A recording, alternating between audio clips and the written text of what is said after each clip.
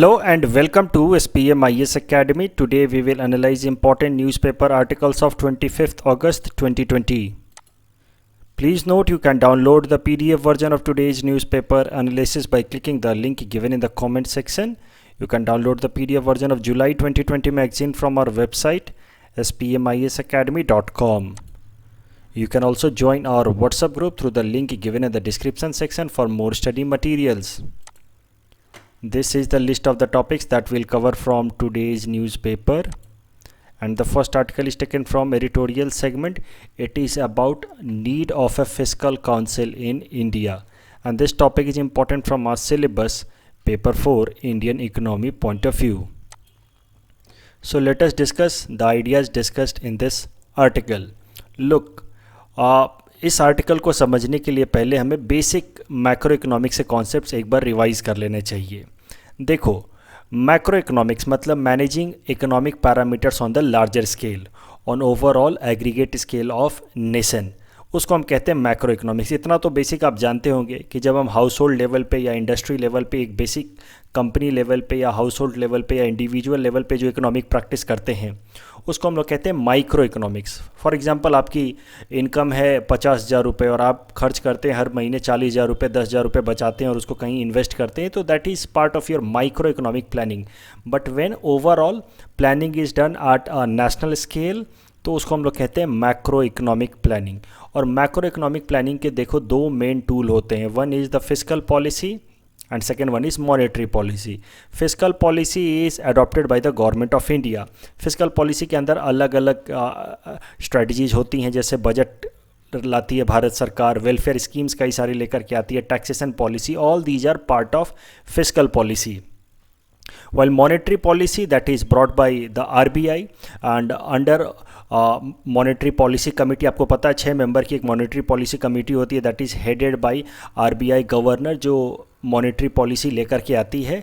और monetary policy का main purpose होता है to control liquidity supply in an economy. कितना पैसा इकोनॉमी के अंदर फ्लो करेगा, कितना उससे विड्रॉ करना है through repo rate, that is the main macro economic tool of monetary policy.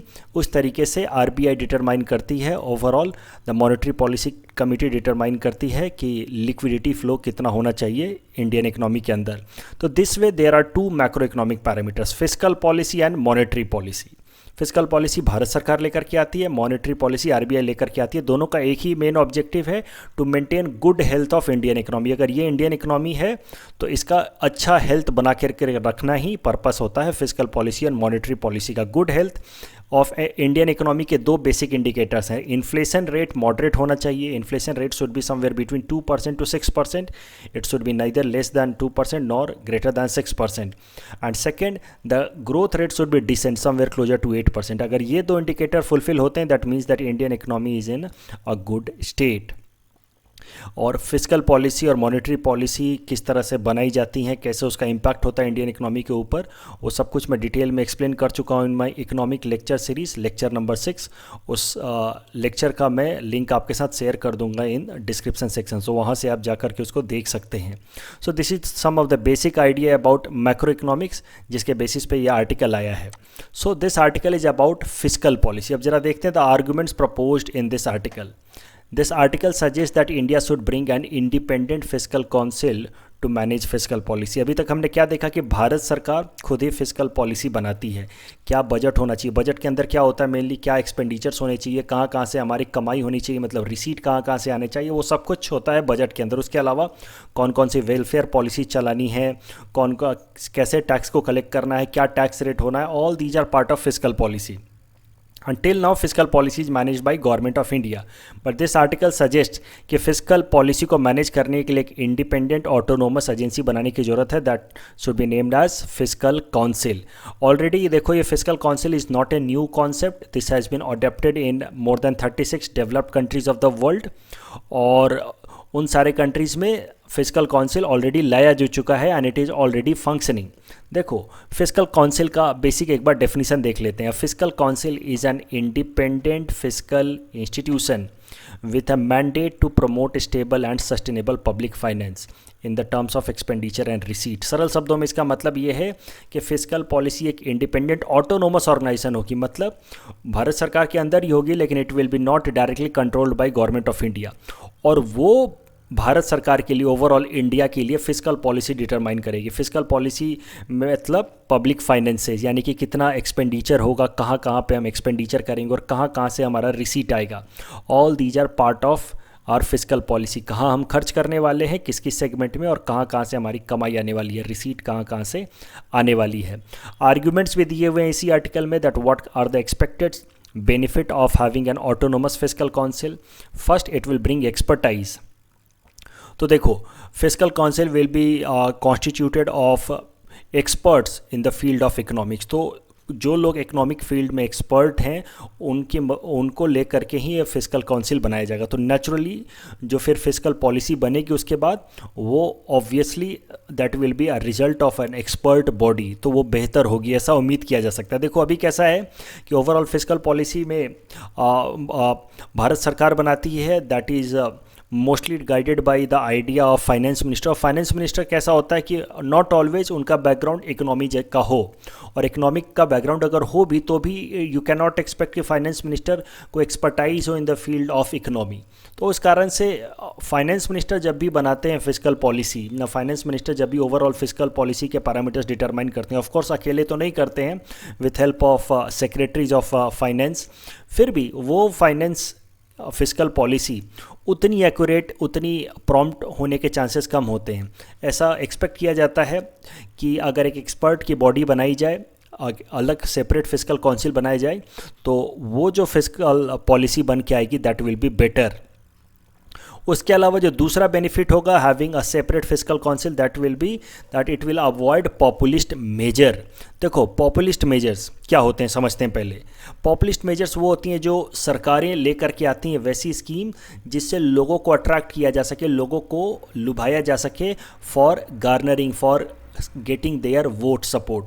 Election से पहले ज़्यादातर आप देखेंगे कि अलग अलग स्टेट में या यूनियन लेवल पे भी सरकारें पॉपुलिस्ट मेजर्स लेकर के आती हैं कि फ्री में टीवी बंटवाएंगे, लोन माफ़ कर देंगे। तो these are populist measures, these are also part of fiscal policy only. लेकिन इस पॉपुलिस्ट मेजर से बहुत नुकसान होता है देश को या किसी भी एक पर्टिकुलर स्टेट के ओवरऑल एक्सचेकर को और फाइनेंशियल मैनेजमेंट को। तो इस तरह के पॉपुलिस्ट मेजर्स को अवॉइड किया जा सकता है with help of an autonomous independent fiscal council. This autonomous independent fiscal council will be like a watch dog according to IMF।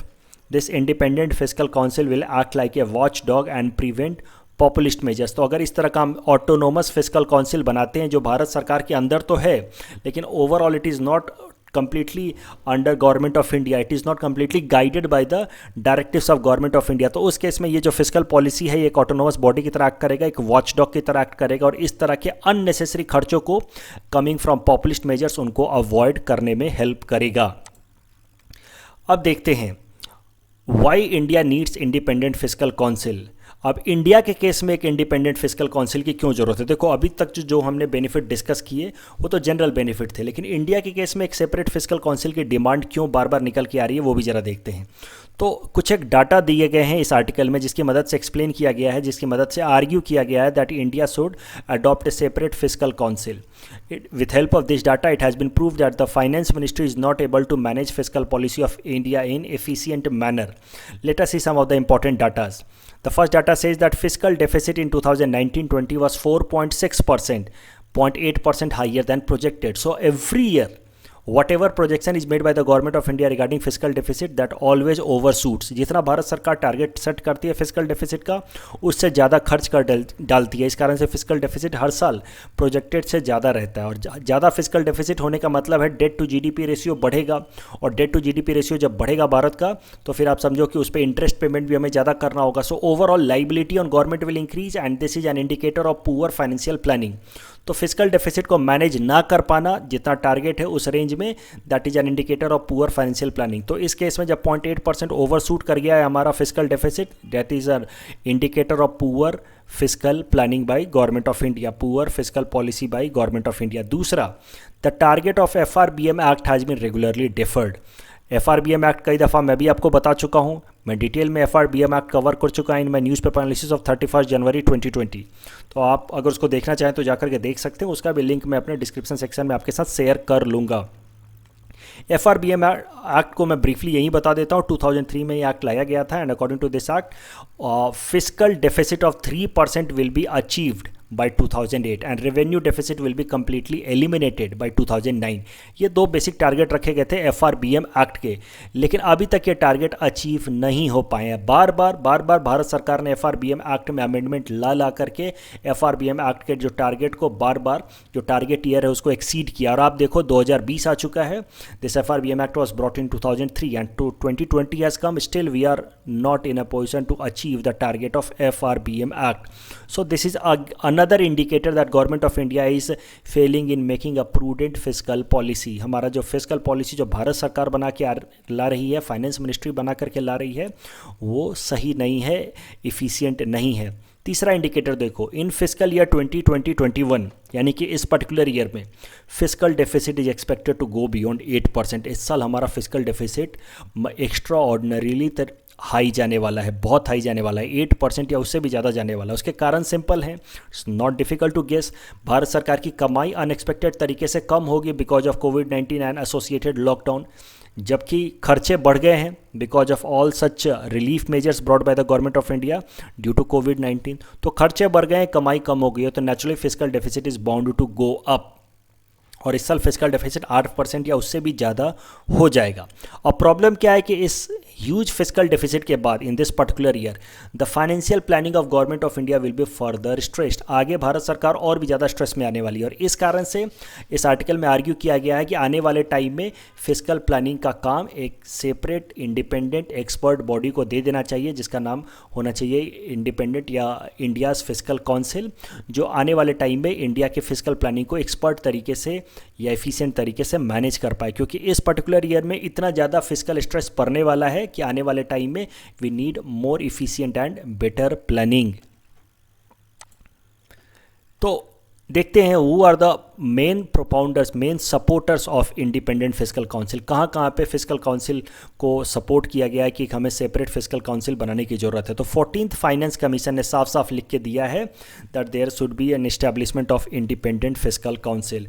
उसके अलावा ये हाल फिलहाल में न्यूज़ में इसलिए है, जिसके बेसिस पे आर्टिकल भी आया है, वो इसलिए है क्योंकि RBI के farmer deputy governor Viral Acharya साहब ने एक बुक पब्लिश की है हाल फिलहाल में। उस बुक का नाम है quest for restoring financial stability in India. और इस बुक में उन्होंने सपोर्ट किया है the idea of independent physical council. और ये जो आर्टिकल आया है ये इसी बुक के बेसिस पे पब्लिश हुआ है।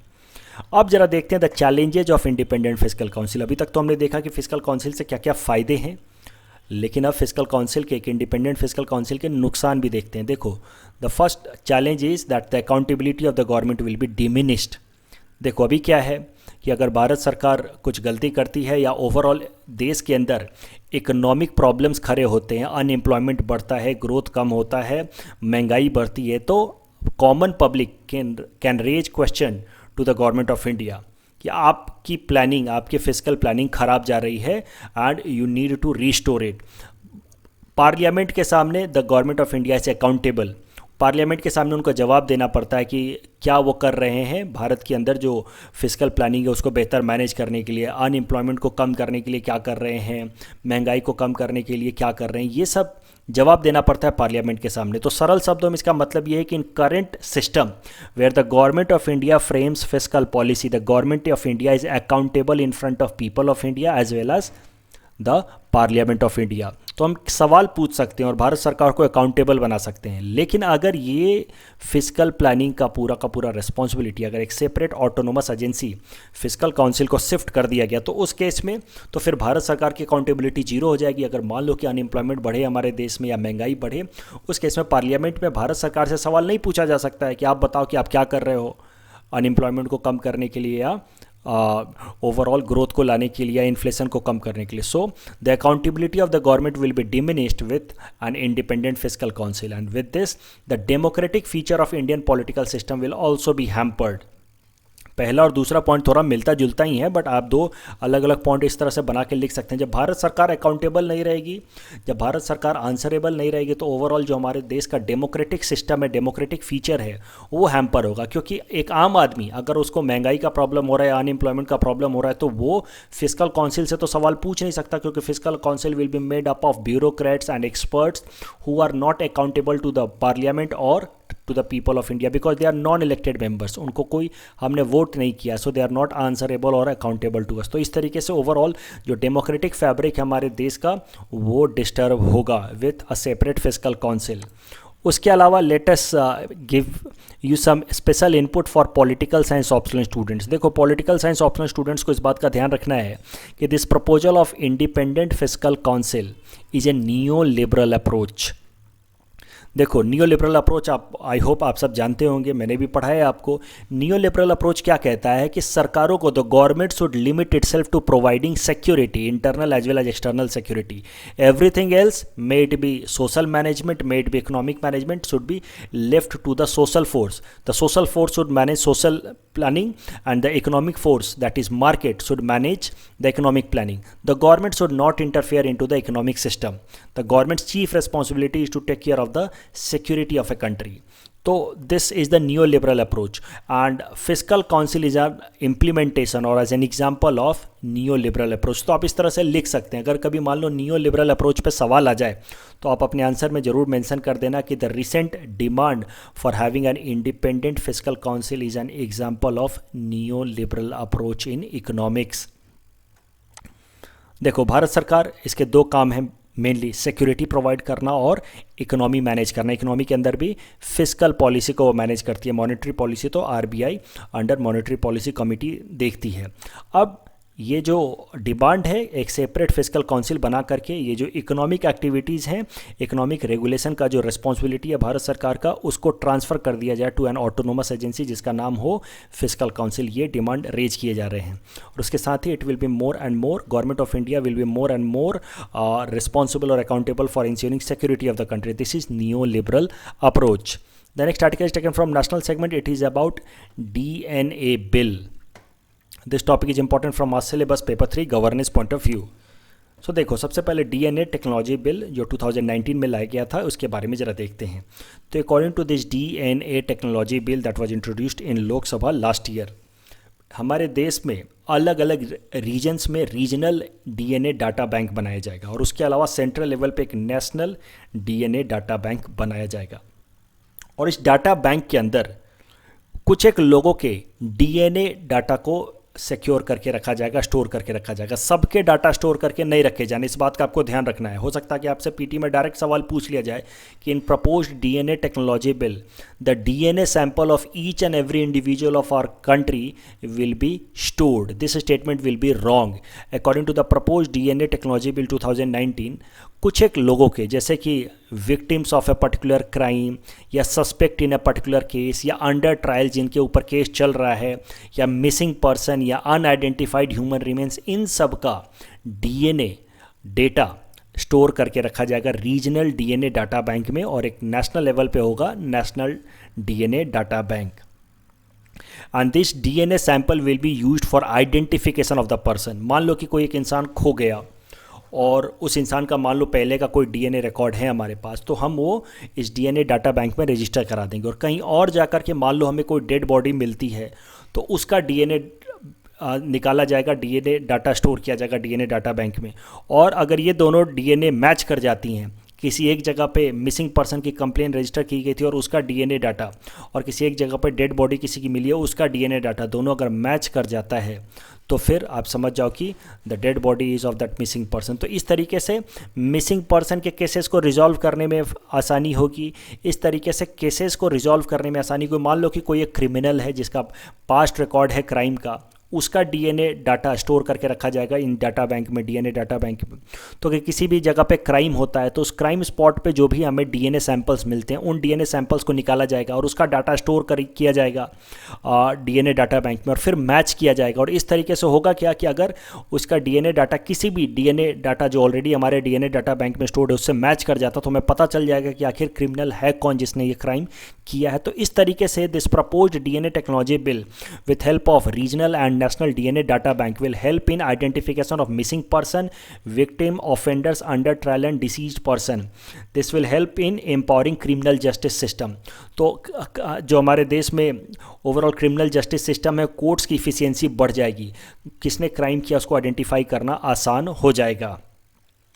And it also provides for establishment of A DNA regulatory board. तो एक सेंट्रल लेवल पे एक डीएनए रेगुलेटरी बोर्ड बनाया जाएगा जो इन रीजनल और नेशनल डीएनए डाटा बैंक को रेगुलेट करेगा, जिनको वो गाइड करेगा कि कैसे उनको फंक्शन करना है। अब इसके कुछ कंसर्न्स भी हैं जो डीएनए टेक्नोलॉजी बिल 2019 में प्रपोज किया गया था, इससे रिलेटेड कुछ कंसर्न्स भी हैं। पहला कंसर्न ऑफ कोर्स है थ्रेट ऑफ डाटा हैकिंग, कि अगर डाटा चोरी हो गया तो मान लो कि मेरा डीएनए डाटा या किसी एक इंडिविजुअल का डीएनए डाटा स्टोर करके रखा गया है डीएनए डाटा बैंक में, और किसी गवर्नमेंट ऑफिसर ने या किसी ने भी उस डाटा को चुरा लिया, लीक कर लिया, और उस डाटा को के मदद से एक ऐसा डीएनए सैंपल क्रिएट किया गया जो और उस डीएनए सैंपल को ले जाकर के किसी क्राइम स्पॉट पे डाल दिया गया। तो इससे होगा क्या कि वो इंसान जो इनोसेंट है, बस उसका डीएनए डाटा पड़ा हुआ था डीएनए डाटा बैंक में और वहाँ से किसी ने उस डीएनए डाटा को चुराया और फिर डीएनए सैंपल ले जाकर के किसी क्राइम स्पॉट पे डाल दिया। तो इससे होगा क्या कि एक इनोसेंट इंसान के अगेंस्ट भी क्राइम कन्विक्शन प्रूफ हो जाएगा और एक इनोसेंट इंसान भी फंस जाएगा। तो these are some of the threats associated with data hacking, and that can happen if DNA data of individuals are stored, and this can lead to misuse and miscarriage of justice. उसके अलावा it will of course strengthen panopticon state. कल ही हमने panopticon state का concept discuss किया है। It will breach the right to privacy. हर एक इंडिविजुअल की जो बेसिक डीएनए डाटा है, जो उसका इंडिविजुअल आइडेंटिटी है, वो आइडेंटिटी गवर्नमेंट एजेंसीज के पास चली जाएंगी। So it is a kind of breach of right to privacy. ये भी इशूज रेज किए जा रहे हैं। It is not a cost effective approach. ये भी कंसर्न रेज किया गया है कि पूरे इंडिया भर में रीजनल डीएनए डाटा बैंक बनाया जाए, इतने सारे लोगों का डीएनए सैंपल कलेक्ट किया जाए, इसमें बहुत ज़्यादा खर्च आएगा। It's not cost effective approach to solve crime cases. इससे और बेहतर अप्रोच हो सकते हैं। उसके अलावा और भी इशूज़ हैं। It will lead to racial and communal profiling. कुछ लोग ऐसा मानना है कि इस डीएनए डाटा बैंक की मदद से एक पर्टिकुलर कम्युनिटी के लोगों को टारगेट किया जाएगा। उस कम्युनिटी के लोगों के ज़्यादातर लोगों का डीएनए सैंपल कलेक्ट करके रखा जाएगा, because and these communities will be targeted. तो ये सब कुछ कंसर्न है। लेकिन भारत सरकार का क्या कहना है कि it will help in solving crimes, it will help in maintaining database of convicts and suspects, it will help in verification of missing person, it will help in investigation of unidentified bodies and it will help in research work. देखो कुछ और एक information देख लेते हैं, international examples देख लेते हैं डीएनए डाटा बैंक। ऐसा नहीं है कि ये केस ये जो कॉन्सेप्ट है डीएनए डाटा बैंक ये इंडिया का कॉन्सेप्ट है। ऑलरेडी दुनिया के कई सारे डेवलप्ड कंट्रीज में the concept of DNA data bank is already being implemented. For example 60 countries in the world have enacted this DNA law so far. US brought this DNA law way back in 1994। तो उसकी मदद से अब उनके देश में लगभग सारे इंडिविजुअल्स के डीएनए डाटा स्टोर्ड हैं और किसी भी जगह पे कोई क्राइम होता तो वहाँ का डीएनए सैंपल वो कलेक्ट करते हैं और उसको वो डीएनए डाटा बैंक में जो भी डीएनए डाटा है उससे वो शेयर कर लेते हैं, मैच कर लेते हैं और उससे उनको क्राइम्स केसेस को सॉल्व करने में काफ़ी आसानी मिलती है। अब करंट न्यूज़ देखते हैं जिसके कारण ये न्यूज़ आर्टिकल आया है। तो एक parliamentary standing committee on science and technology has said that there are some alarming provisions that could be misused for caste और कम्युनिटी बेस्ड प्रोफाइलिंग। तो एक पार्लियामेंट्री स्टैंडिंग कमिटी बनाई गई थी of science and technology under Jairam Ramesh chairmanship, और इस parliamentary standing committee on science and technology ने इस डीएनए टेक्नोलॉजी बिल को स्टडी किया और उसके बाद उसने कहा कि अभी भी ये बिल पूरी तरह से फुल प्रूफ नहीं है, अभी भी इसमें काफ़ी सारे लूप होल्स हैं, लैकुनाज हैं। इस बिल को और बेहतर बनाने की ज़रूरत है। This bill is still pre mature. इस बिल में हो सकता है कि इस बिल की मदद से कुछ एक पर्टिकुलर कास्ट या एक पर्टिकुलर कम्युनिटी को टारगेट किया जाए, उनकी ही बस प्रोफाइलिंग की जाए और हो सकता है उसके अलावा इस स्टैंडिंग कमेटी ने ये भी कहा that this can lead to breach of individuals privacy. That is why this committee said that this bill is premature and needs more safeguard measure before it is implemented. तो इस कारण से ये news article आया था. तो आप अगर मान लो डीएनए टेक्नोलॉजी बिल पे कोई सवाल आ जाता है तो इस parliamentary standing committee on science and technology का ये आर्ग्यूमेंट आप कंक्लूजन में लिख सकते हैं. And there you can write that this bill needs to be provided more safeguarding measures in order to avoid the negative outcomes. The next article is taken from national segment. It is about Bonda tribes. This topic is important from our syllabus paper 3 governance point of view, especially from the sub segment welfare schemes for vulnerable sections. So देखो सबसे पहले news article समझते हो. तो news तो देखो सरल है. It says that recently 4 people from Bonda tribal community have tested positive for COVID-19.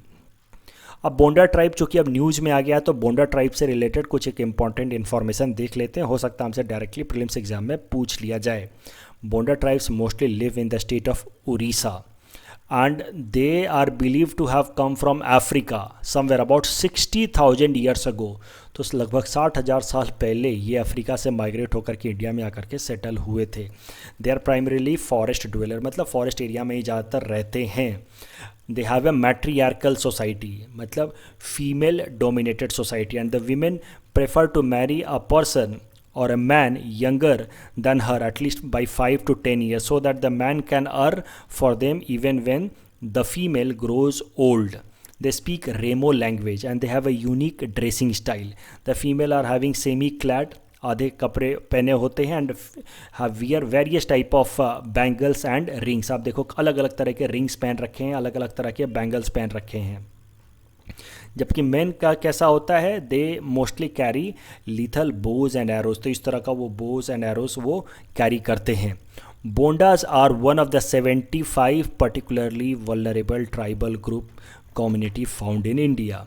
तो Bondas are a type of particularly vulnerable tribal groups. तो पर्टिकुलरली वल्नरेबल ट्राइबल ग्रुप्स क्या होते हैं उनको भी जरा एक बार देख लेते हैं. देखो 1973 में एक स्पेशल कमीशन बनाया गया था, देभर कमीशन, और इनको कहा गया था आइडेंटिफाई करने को वो ट्राइबल कम्युनिटीज़ जो बहुत ज़्यादा पिछड़े. देखो ट्राइबल तो बहुत है हमारे देश में, लेकिन उनमें भी कुछ एक ट्राइबल्स ऐसे हैं जो बहुत बैकवर्ड हैं. तो देबर कमीशन को ये रिस्पॉन्सिबिलिटी दी गई कि आप आइडेंटिफाई करो कि वो ट्राइबल जो बहुत बैकवर्ड हैं उनकी एक लिस्ट बनाओ और उनके लिए एक स्पेशल स्कीम चलाया जाएगा. तो इस तरीके से देबर कमीशन ने एक लिस्ट बनाया of tribals who are very backward और उसका नाम दिया गया प्रीमिटिव ट्राइबल ग्रुप. और इसी प्रीमिटिव ट्राइबल ग्रुप का बाद में 2006 में इन 2006 भारत सरकार ने नाम बदल करके रख दिया particularly vulnerable tribal group PVTG. And today they are 75 particularly vulnerable tribal groups in India. और ये जो पर्टिकुलरली वल्नरेबल ट्राइबल ग्रुप्स होते हैं पहले ही आप समझ चुके हैं बहुत ज़्यादा बैकवर्ड होते हैं. ट्राइबल्स में भी ये बहुत ज़्यादा बैकवर्ड होते हैं. They are having very small population, they live in very isolation, मतलब जो मेनलैंड या मेन स्ट्रीम पॉपुलेशन उससे काफ़ी ये सेपरेटेड रहते हैं, आइसोलेशन में रहते हैं. इनका अलग ही लाइफस्टाइल होता है. They have absence of any written language, they are very relate simple as far as technology is concern, बहुत ही आउटडेटेड हैं ये. And they have very slow rate of change, यानी कि लर्निंग का प्रोसेस या डेवलपमेंट का प्रोसेस काफ़ी स्लो होता है इन ट्राइब्स के अंदर. उनको हम कहते हैं पर्टिकुलरली वल्नरेबल ट्राइबल ग्रुप्स.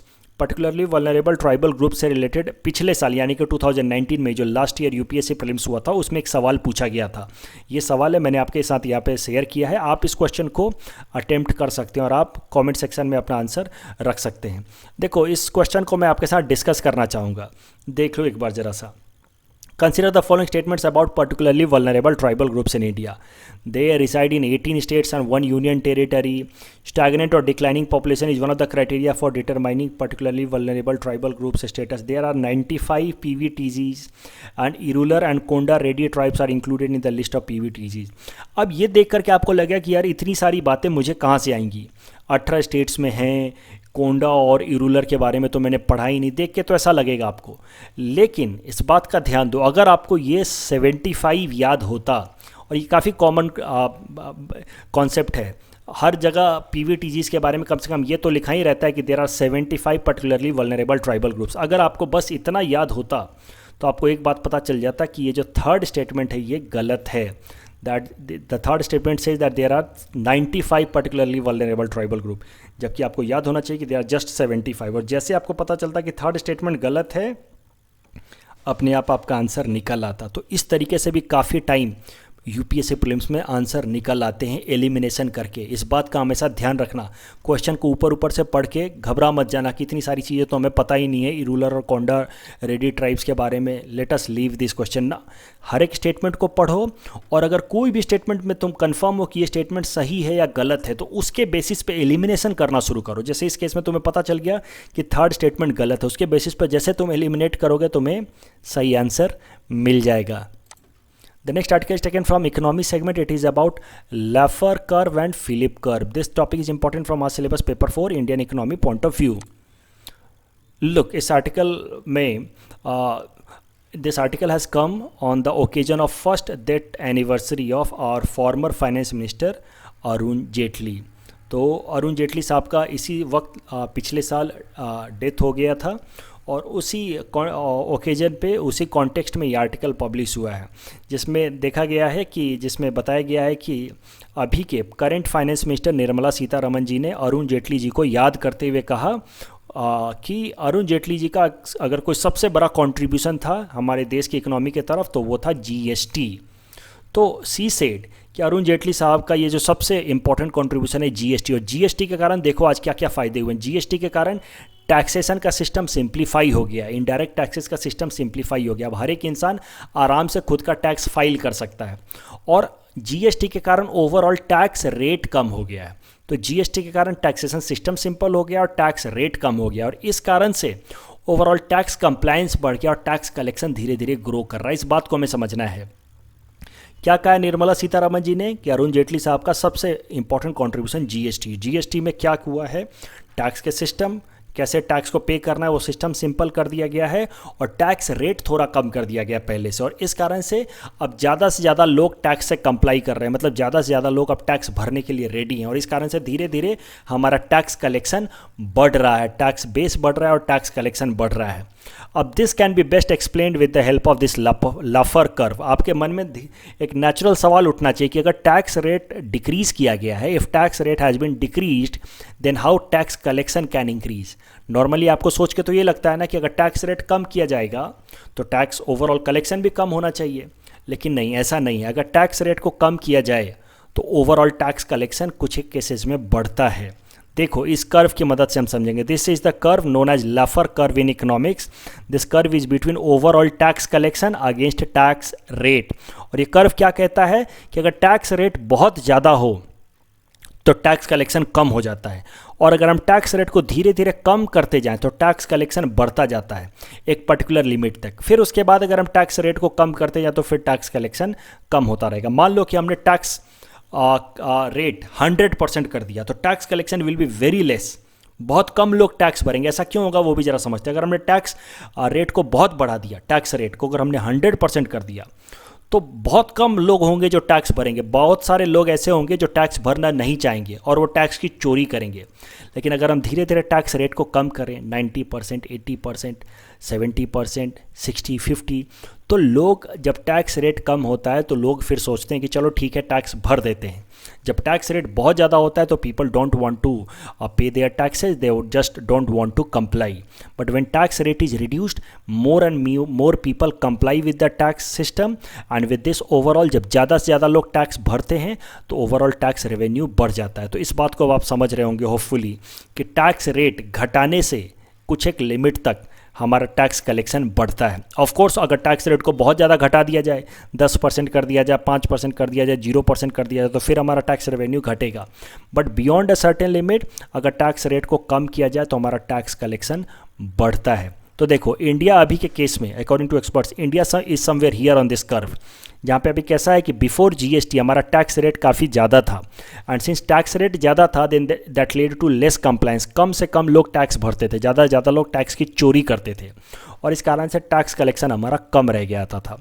लेकिन अब हमने टैक्स रेट को कम कर दिया है। टैक्स रेट को जैसे ही हमने कम किया है, देखो टैक्स रेट को, पहले tax rate somewhere it was this, अब टैक्स रेट को हमने कम किया है, this is the reduce tax rate. तो टैक्स कलेक्शन हमारा बढ़ गया। पहले टैक्स कलेक्शन ये था, अब टैक्स कलेक्शन हमारा बढ़ गया, क्योंकि अब हमने जब टैक्स को रिड्यूस कर दिया after GST, less tax rate, तो more people are complying, and when more people will comply definitely more tax will be collected.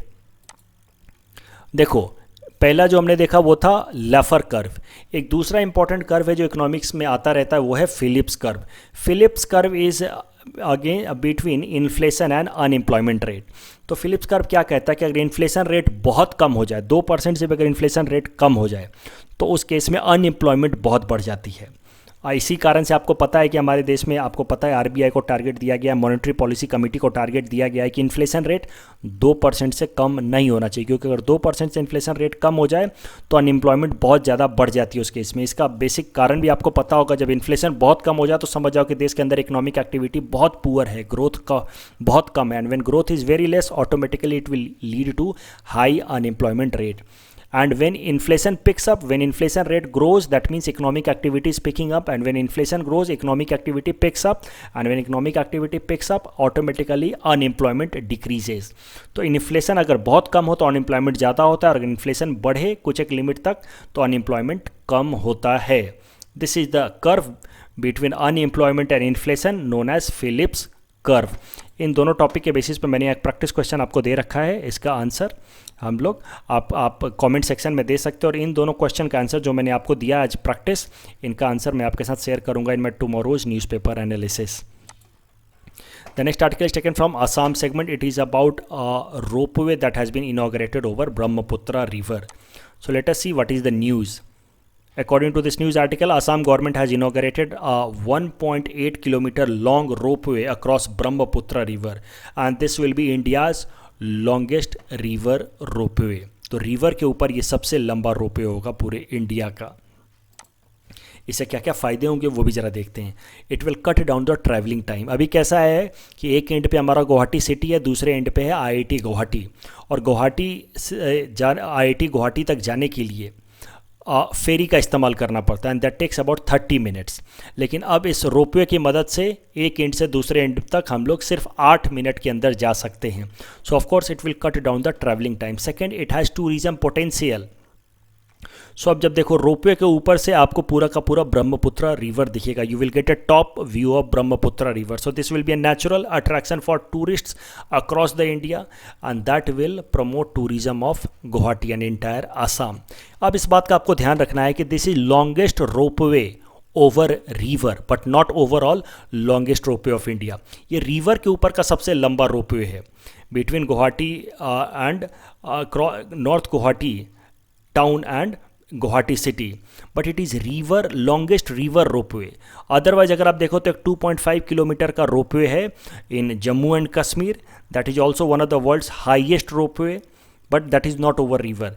4 kilometre का रोपवे है औली में इन उत्तराखंड, 2 किलोमीटर लंबा रोपवे है दार्जिलिंग में। So it is longest river ropeway, not overall longest ropeway. इस बात का ध्यान रखेंगे। Let us see some prelims related factual information that came in the newspaper. Galaxy AUDFS-01, a global team led by scientists of the Inter-University Center for Astronomy and Astrophysics has discovered one of the earliest galaxies in the extreme ultraviolet light. AstroSat, which is India's first multi-wavelength satellite that has 5 unique X-ray and ultraviolet telescope working in tandem, has detected extreme ultraviolet light from galaxy called AUDFS-01। सीधा सीधा आपसे सवाल पूछ लिया जाएगा कि AUDFS-01 recently seen in news is related to which of the following. Option दे देगा, it is a new planet discovered, it is a new galaxy, इस तरह का सवाल आपसे दे देगा। तो याद रखना इस बात को, it is a new Galaxy that has been discovered with help of ultraviolet light of India's astro satellite. Second information is चीता इन मैसूर जू। Mysore Zoo has become the second Indian zoo to house or bring African cheetah, which is the fastest land animal. It managed to get 1 male and 2 female from a cheetah conservation center in South Africa under Animal Exchange Program. Hyderabad Zoo was the first which had the pair of African cheetah. उसके बाद ये मैसूर जू को African cheetah मिला है। Third information regarding कारिये museum, कारिये museum of Turkey. देखो हाया सोफिया म्यूज़ियम तो आपको पता ही है कि उसको अब उसको मॉस्क बना दिया गया है। वैसे ही एक कार्य म्यूज़ियम, अब दूसरा इस तरह का म्यूज़ियम जो टर्की के अंदर था, उसको भी अब एक मॉस्क बना दिया गया है। Turkey's president Recep Tayyip Erdogan ordered another ancient orthodox church that later became a museum to be converted into mosque in Istanbul. तो इसको आप याद रखेंगे, कैरियर म्यूजियम। हो सकता है आपसे सीधा सीधा पूछ ले, Kariye museum is which of the following country? Answer will be Turkey. It was in news. Hagia Sophia तो काफ़ी पॉपुलर हो चुका है, तो उससे तो अब डायरेक्ट सवाल पूछेगा नहीं, वो तो सब जानते होंगे। हो सकता है आपसे कैरियर म्यूजियम पूछ ले। लुक, कल ये 3 प्रैक्टिस क्वेश्चन हमने दिए थे, इन तीनों का मैं आपके साथ आंसर शेयर कर लेता हूँ। जो पहला क्वेश्चन था रिगार्डिंग एसडीजी, उसका आंसर होगा SDG goal number 2, that sets zero hunger target पर 2030। जो दूसरा क्वेश्चन था उसका सही आंसर होगा ऑप्शन ए, क्योंकि जो सेकंड स्टेटमेंट है वो गलत है। Hunger has been consistently increasing since 2014, इसलिए सेकंड स्टेटमेंट इज रॉन्ग। जो तीसरा क्वेश्चन है इसका सही आंसर होगा option B, because the first statement is wrong. The national council for transgender is not a constitutional body, it is a statutory body, because it has been created according to a law but it has not been mentioned in the constitution, so it is not a constitutional body. So the correct answer will be option B, statement 2 only. That's all from our side for today. Thanks for watching.